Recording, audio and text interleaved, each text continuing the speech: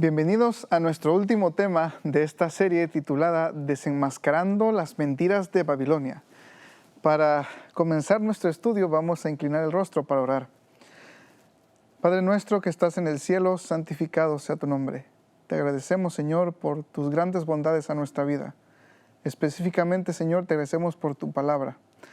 Gracias porque en ella podemos encontrar la verdad, la cual nos hace libre. Queremos, Señor, pedirte que la siembres en nuestra vida y que la podamos, Señor, asimilar, vivir y compartir. En el nombre de Cristo Jesús. Amén. Bueno, nos hemos dado cuenta a través de esta serie que hubo un poder que surgió en la historia que tenía diferentes características. Las características eran que iba a perseguir al pueblo de Dios, que iba a enseñar doctrinas falsas, que iba a hablar blasfemias, y nos dimos cuenta que la blasfemia es cuando un ser humano dice que tiene el poder de perdonar pecados, cuando es un simple ser humano, y cuando dice que él es el representante de Dios en la tierra. No solo eso, este poder se iba a levantar después de los años 476. No solo eso, también este poder iba a engañar al mundo entero con sus falsas doctrinas. Tristemente, hay una doctrina que se ha proliferado en casi todo el mundo cristiano, que en realidad fue este poder quien la comenzó a enseñar, y es la observancia del domingo como día de reposo. Vamos a leer Daniel 7, 24 y 25, y veamos más específicamente lo que nos dice ahí. Daniel 7, 24 y 25. Dice, los 10 cuernos significan que de aquel reino se levantarán 10 reyes, y tras ellos se levantará otro, el cual será diferente de los primeros y derribará 3 reyes. Hablará palabras contra el Altísimo, y a los santos del Altísimo quebrantará. Y lo que vamos a estudiar hoy es esto. Y pensará en cambiar los tiempos y la ley. Lo interesante es que dice que pensará en cambiar. La ley de Dios no cambia, Dios no cambia. Malaquías 3:6 dice que Jehová no cambia. Pero este poder, que incluso se sienta en el templo como Dios, dice que pensará cambiar los tiempos y la ley. Ya hemos dicho que este poder representa a la Iglesia Católica Romana. Ya vimos con citas que ellos dicen que ellos tienen el poder de perdonar pecados. Ya vimos también con citas que ellos dicen que son los representantes de Dios en este planeta, incluso que ocupan el lugar de Dios, incluso que ellos mismos son Dios en la tierra. Pero vamos a estudiar más detenidamente qué son los tiempos, qué es la ley, y vamos a leer citas donde comprobamos que la Iglesia Católica afirma que ellos cambiaron la ley de Dios. El primer versículo que vamos a leer es Hechos 1, 6 al 7. Hechos 1, 6 al 7. Y la pregunta es, ¿qué son los tiempos? ¿Qué son los tiempos? ¿Ustedes recuerdan cuando Jesús se iba a ir y los discípulos querían saber cuándo iba a ocurrir todas estas cosas, cuándo Él iba a instaurar el reino en Israel? Y vamos a ver la respuesta de Jesús. Dice, entonces los que se habían reunido le preguntaron diciendo, Señor, ¿restaurarás el reino de Israel en este tiempo? Y Él les dijo, no os toca a vosotros saber los tiempos o las sazones que el Padre puso en su sola potestad.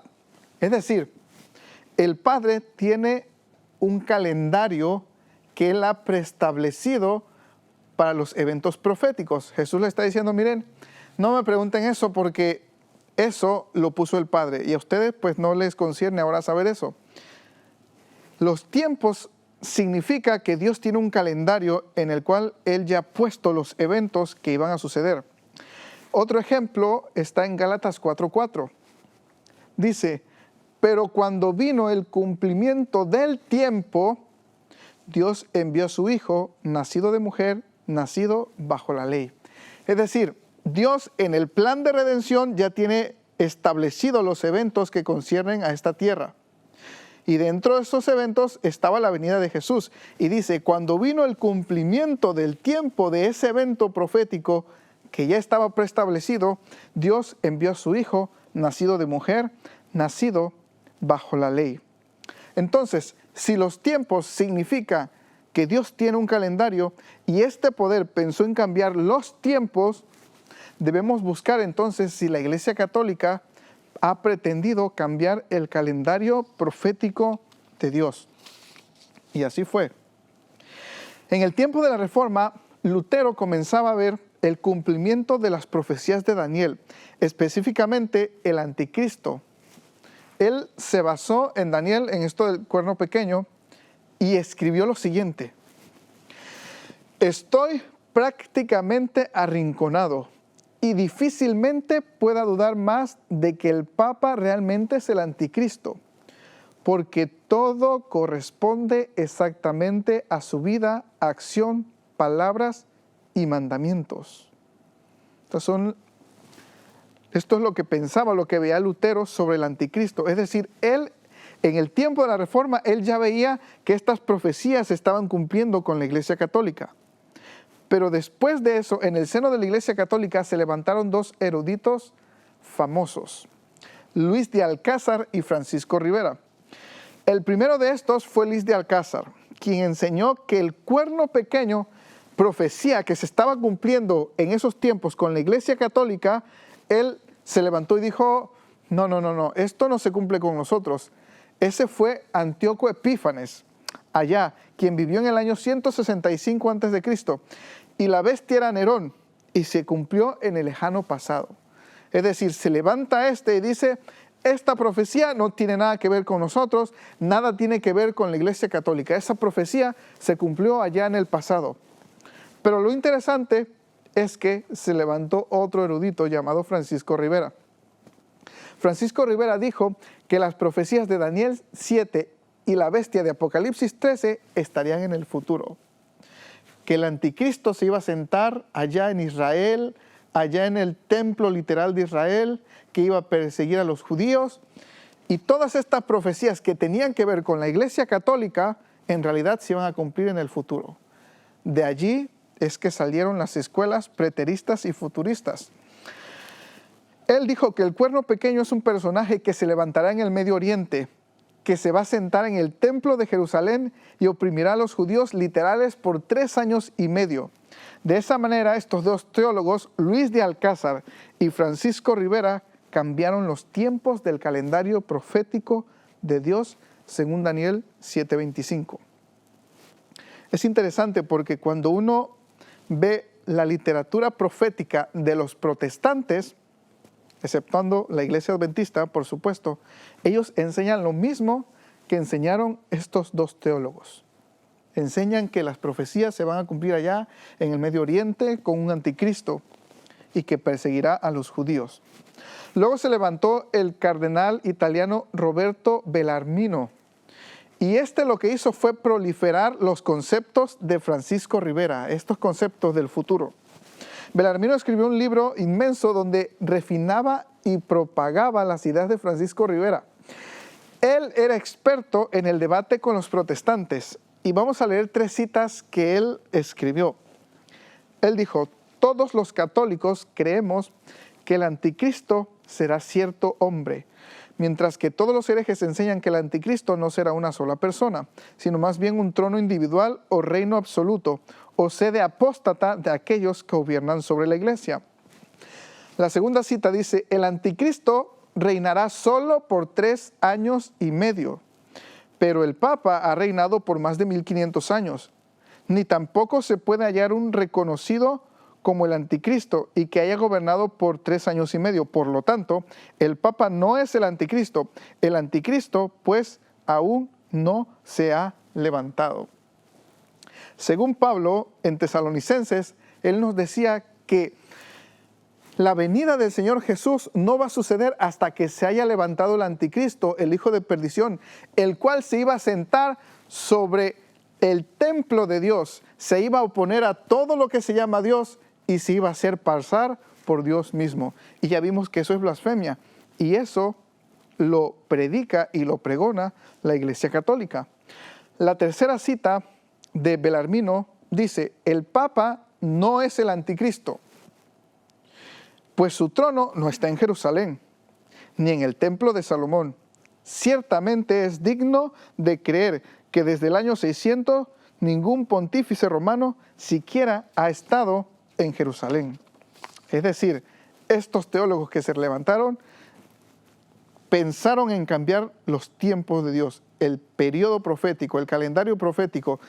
Las profecías se estaban cumpliendo aquí. Ellos dijeron: no, esto no se cumple aquí, no se cumple con nosotros y no se cumple ahora. Se cumplió allá en el futuro, en el pasado, y se va a cumplir allá en el futuro. En eso, la Iglesia Católica pensó en cambiar los tiempos y la ley.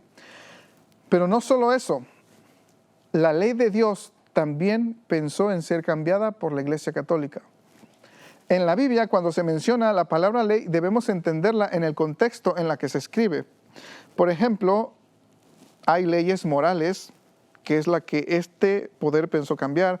Hay leyes ceremoniales, hay leyes de higiene, y también la palabra ley se puede referir a los primeros 5 libros de Moisés, a la Torá. Sin duda, Daniel 7:25, cuando dice que el cuerno pequeño pensó en cambiar los tiempos y la ley, se refiere a los 10 mandamientos. Veamos por qué. Si vamos a Éxodo 20, 3 al 17, donde se encuentran los 10 mandamientos que Dios escribió con su propio dedo, encontramos lo siguiente. Lo voy a resumir, no voy a leer todos los pasajes, les voy a decir resumido el mandamiento. El primer mandamiento: no tendrás dioses ajenos delante de mí. El segundo mandamiento: no te harás imagen ni las adorarás. Tercer mandamiento: no tomarás el nombre de Jehová en vano. El cuarto mandamiento: acuérdate del día sábado para santificarlo. El quinto mandamiento: honra a tu padre y a tu madre. El sexto mandamiento: no matarás. El séptimo mandamiento: no cometerás adulterio. El octavo mandamiento: no robarás. El noveno mandamiento: no hablarás falso testimonio contra tu prójimo. Y el 10º mandamiento: no codiciarás nada de tu prójimo. Estos son, en resumen, los 10 mandamientos que Dios mismo escribió con su dedo y se los dio a Moisés. ¿Será entonces que la Iglesia Católica dice haber cambiado esta ley? Sin duda alguna. Específicamente, 2 mandamientos fueron los que cambiaron. Ahora lo que voy a hacer es leer los 10 mandamientos como se encuentran en el Catecismo Católico. El primero dice: amarás a Dios sobre todas las cosas. El segundo, que en la ley de Dios dice: no te harás imagen ni las adorarás, no te harás imagen ni ninguna semejanza. Ellos dicen: no tomarás el nombre de Dios en vano. Quitan este mandamiento. ¿Por qué será que quitan este mandamiento? Bueno, simplemente porque la Iglesia Católica está llena de imágenes. Y porque las adoran, porque les rinden pleitesía, porque les piden cosas a ellos. El tercer mandamiento en la ley de Dios es: no tomarás el nombre de Dios en vano, mandamiento que ellos subieron porque quitaron el segundo. Para ellos, el tercer mandamiento es: santificarás las fiestas. El cuarto mandamiento es: acuérdate del día sábado para santificarlo en la ley de Dios. Y ellos, como quitan el sábado, también ponen: honrarás a tu padre y a tu madre. El quinto mandamiento en el catecismo es: no matarás. El sexto es: no cometerás actos impuros. El séptimo: no robarás. El octavo: no darás falso testimonio ni mentirás. El noveno: no consentirás pensamientos ni deseos impuros. Y el 10º: no codiciarás los bienes ajenos. Ellos mismos afirman haber cambiado la ley de Dios. Quitaron estos 2 mandamientos que atacan directamente al Creador. Y el primero tiene que ver con las imágenes. Y el segundo, el más triste, es: cambiaron el día que Dios designó para recordar al Creador. Ahora vamos a leer algunas citas donde ellos dicen: sí, nosotros lo cambiamos. Y no hay problema por eso. Dice la primera cita, esto se encuentra en una revista, dice: la Iglesia Católica designó el domingo como día de adoración y recibe todo el crédito o la culpa por el cambio. Es decir, ellos dicen, sí, la Iglesia Católica lo cambió y a ella sea el crédito o la culpa. Ella lo hizo. La segunda cita es la siguiente. La Iglesia Católica Romana cambió la observancia del sábado al domingo por derecho de la autoridad divina e infalible dada a ella por su fundador Jesucristo. Los protestantes, y aquí se burlan de los protestantes que guardan el domingo, los protestantes clamando que la Biblia debe ser la única guía de fe, no tienen razón para observar el domingo. En este asunto, los adventistas del séptimo día son los únicos protestantes consistentes. Interesante. Ellos se burlan incluso de los protestantes, porque los protestantes dicen no, sola escritura. Pero encontramos que en la Biblia no se encuentra el domingo como día de adoración. Entonces los católicos dicen, mira, estos protestantes que dicen que sola escritura o la escritura es la única regla de fe, pues están confundidos o no tienen razón a guardar el domingo cuando la Biblia dice que es el sábado. Y ellos reconocen que los adventistas del séptimo día son los únicos protestantes consistentes en este asunto. Y la otra cita dice lo siguiente. Es bueno recordarle a los presbiterianos, bautistas, metodistas y todos los demás cristianos que la Biblia no los apoya en ningún lugar en su observancia del domingo. Oh, qué interesante. Es bueno recordarle a los presbiterianos, bautistas, metodistas y todos los demás cristianos, excluyendo claramente los adventistas, que la Biblia no los apoya en ningún lugar en su observancia del domingo. El domingo es una institución de la Iglesia Católica Romana y aquellos que observan el día observan un mandamiento de la Iglesia Católica. ¿Mandamiento de quién observan los que guardan el domingo? Mandamiento de la Iglesia Católica. Jesús alguna vez dijo, es preferible obedecer a Dios antes que a los hombres. Pero hay algo que es interesante. Dios no se iba a quedar callado ni cruzado de brazos. Dios decide levantar un pueblo para arreglar estos problemas. Y vamos a ir a Apocalipsis 12, 17. Apocalipsis 12, 17. Y vamos a ver las características de este remanente. Apocalipsis 12, 17. Vamos a leer a partir del versículo 16. Pero la tierra ayudó a la mujer, pues la tierra abrió su boca y se tragó el río que el dragón había echado de su boca. Entonces el dragón se llenó de ira contra la mujer. La mujer es la iglesia. Y se fue a hacer la guerra contra el resto de la descendencia de ella, contra los que guardan los mandamientos de Dios y tienen el testimonio de Jesucristo. Es decir, Dios levanta un pueblo el cual va a ser perseguido por Satanás, que va a ser perseguido por el dragón. Un pueblo que guarda la ley de Dios, así como Él la dio, que está en contra de las enseñanzas de Babilonia. Y no solo guarda la ley de Dios, sino que también tiene algo especial, y es el testimonio de Jesucristo. Vamos a ver qué es el testimonio de Jesucristo. Apocalipsis 19:10. Yo me postré a sus pies para adorarlo, pero él me dijo, mira, no lo hagas, yo soy consiervo tuyo y de tus hermanos que mantienen el testimonio de Jesús. Adora a Dios, porque el testimonio de Jesús es el espíritu de la profecía. Es decir, este pueblo que Dios levanta para hacer frente a las enseñanzas de Babilonia es un pueblo que guarda los 10 mandamientos, incluyendo el sábado. Y no solo eso, sino que tiene el espíritu de la profecía para corregir todos esos cambios que el cuerno pequeño pensó hacer en los tiempos y la ley de Dios. Y bueno, si vemos en la historia, como hemos estado estudiando, se levanta un cuerno pequeño, un poder que pretende cambiar y hacer un desastre con los tiempos y la ley. Y Dios, al final del tiempo, levanta un pueblo que decide hacer frente a lo que Babilonia y el cuerno pequeño están haciendo. Y ese pueblo, mis queridos hermanos y hermanas, es nada menos que la iglesia adventista del séptimo día. La iglesia adventista tiene una misión especial, tiene un mensaje especial para este tiempo, que es la verdad presente. Saben, hace un año atrás, en Guatemala, el volcán de fuego hizo erupción. Y cuando yo estaba viendo las noticias, entrevistaron a un señor y él decía, nosotros veíamos cómo las personas de protección civil subían al volcán, regresaban, subían, regresaban. Y él decía, yo creo que ellos sabían lo que pasaba. Si ellos nos hubieran dicho lo que estaba pasando con el volcán, nosotros no hubiéramos sufrido las consecuencias.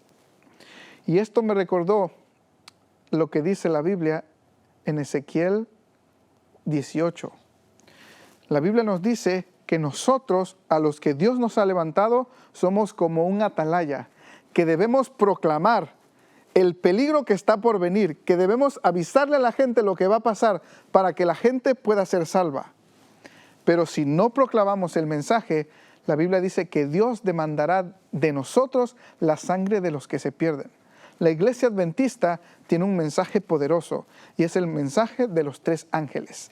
Y vamos a leer rápidamente este mensaje y vamos a ver cómo este mensaje nos manda a adorar al Creador. No solo eso, sino que nos advierte de lo que ha hecho Babilonia. Apocalipsis 14:6 dice, en medio del cielo vi volar otro ángel que tenía el evangelio eterno para predicarlo a los habitantes de la tierra, a toda nación, tribu, lengua y pueblo. Es decir, es un pueblo de alcance mundial. Y decía a gran voz. Ahora, yo no sé cuántos de ustedes, cuando alguien está en peligro y ve que viene el peligro, le dice, oye, estás en peligro. No, lo que hacemos es gritarle, oye, estás en peligro, mira lo que va a pasar. Por eso este ángel dice que a gran voz predica esto. Temed a Dios y dadle gloria, porque la hora de su juicio ha llegado. Y adorad a aquel que hizo el cielo y la tierra, el mar y las fuentes de las aguas. En realidad es una cita directa del 4º mandamiento, porque en 6 días hizo Jehová los cielos, la tierra y todo lo que en ellos hay. El sábado, el Creador. Otro ángel le siguió diciendo, ha caído Babilonia, la gran ciudad, porque ha hecho beber a todas las naciones del vino del furor de su fornicación. Y un tercer ángel lo siguió diciendo a gran voz, si alguno adora a la bestia o a su imagen y recibe la marca o en su frente o en su mano, él también beberá del vino de la ira de Dios, que ha sido vaciado puro en el cáliz de su ira, y será atormentado con fuego y azufre delante de los santos ángeles y del Cordero. Este es el mensaje que la iglesia adventista predica. Este es el mensaje que debemos llevar a todo el mundo. Ojalá que nosotros podamos predicar este mensaje, compartir estas verdades y que toda la gente que lo escuche acepte el mensaje que hemos predicado. Cristo vendrá es cuando termine de predicarse este mensaje y sabemos que su promesa es segura. Así como las profecías se fueron cumpliendo paso por paso, detenidamente, tal cual lo registra la Biblia, así también se cumplirán las promesas que Dios nos ha dejado. Y la más grande promesa es que Él vendrá por segunda vez para terminar con el poder del cuerno pequeño de Babilonia y para sacarnos de este mundo de tristeza y dolor. Ojalá que nosotros, a través de esta serie, podamos identificar a estos poderes, estas enseñanzas que son contrarias a la palabra de Dios y que siempre decidamos seguir a Dios antes que a los hombres. Que el Señor nos bendiga.